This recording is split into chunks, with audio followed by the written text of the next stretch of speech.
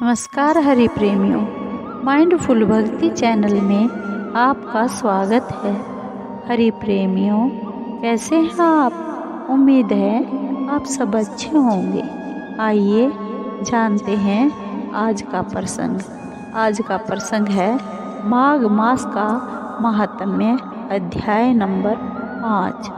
हरि प्रेमियों, चौथे अध्याय के बाद आगे का भाग 5वां अध्याय। हरि प्रेमियों, वीडियो को अंत तक ज़रूर देखना।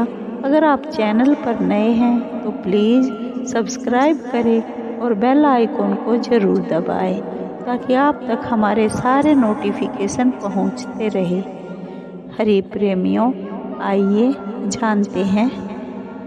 दत्तात्रेय जी कहते हैं कि हे राजन, एक प्राचीन इतिहास कहता हूँ। भृगुवंश में ऋषिका नाम की एक ब्राह्मणी थी जो बाल्यकाल में ही विधवा हो गई थी। वह रेवा नदी के किनारे विंध्याचल पर्वत के नीचे तपस्या करने लगी। वह जितेंद्रिय, सत्यवक्ता, सुशील, दानशीलता तथा तप करके देह को सुखाने वाली थी। वह अग्नि में आहुति देकर उच्च वृत्ति द्वारा छठे काल में भोजन करती थी। वह वल्कल धारण करती थी और संतोष से अपना जीवन व्यतीत करती थी। उसने रेवा और कपिल नदी के संगम में 60 वर्ष तक माघ स्नान किया और फिर वहीं पर ही मृत्यु को प्राप्त हो गई। माघ स्नान के फल से वह दिव्य 4000 वर्ष तक विष्णु लोक में वास करके सुंद और उपसुंद दैत्यों का नाश करने के लिए ब्रह्मा द्वारा तिलोत्तमा नाम की अप्सरा के रूप में ब्रह्मलोक में उत्पन्न हुई।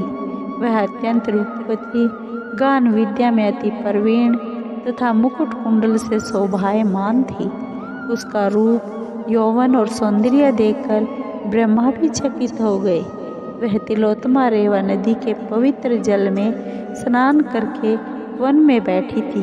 तभी सुंद व उपसुंद के सैनिकों ने चंद्रमा के समान उस रूपवती को देखकर अपना राजा सुंद और उपसुंद से उसके रूप की शोभा का वर्णन किया और कहने लगे कि कामदेव को लज्जित करने वाली ऐसी परम सुंदरी स्त्री हमने पहले कभी नहीं देखी। आप भी चल कर देखें। तब वह दोनों मदिरा के पात्र रखकर वहाँ पर आए जहाँ पर वह सुंदरी बैठी हुई थी और मदिरा के पान विफल होकर काम कीड़ा से पीड़ित हुए और दोनों ही आपस में उस स्त्री रत्न को प्राप्त करने के लिए विवादग्रस्त हुए और फिर आपस में युद्ध करते हुए वहीं समाप्त हो गए।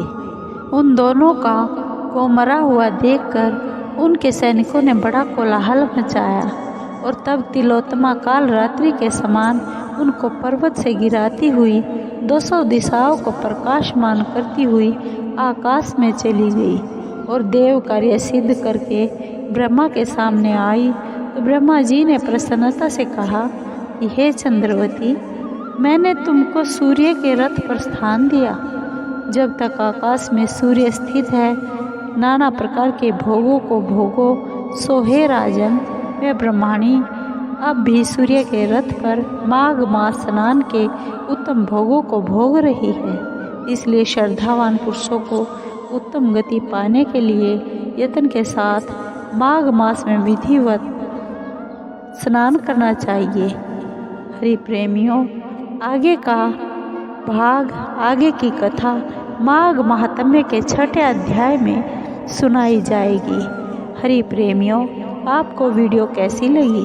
अगर आपको वीडियो अच्छी लगी हो तो प्लीज़ लाइक कीजिए, शेयर कीजिए, सब्सक्राइब कीजिए और कमेंट ज़रूर कीजिए। धन्यवाद।